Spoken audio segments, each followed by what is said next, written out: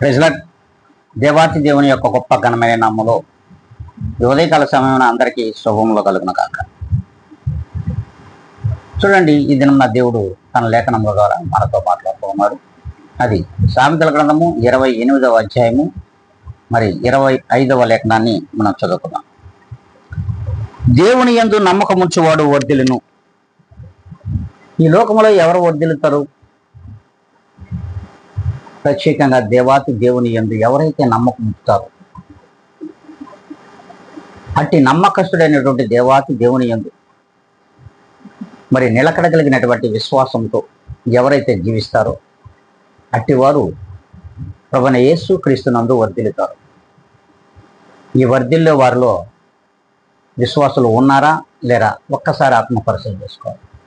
చూడండి, మనము దేవునిలో నిరంతరము వర్ధిల్లాలంటే మనము దేవునికి ఎంతో నమ్మకస్తులుగా జీవించాలి. అలా ఉందామనుకుంటే మనమందరం కూడా ఈ ఉదయకాల సమయం కలిసి ప్రార్థనలో ఏకీభవిద్దాం.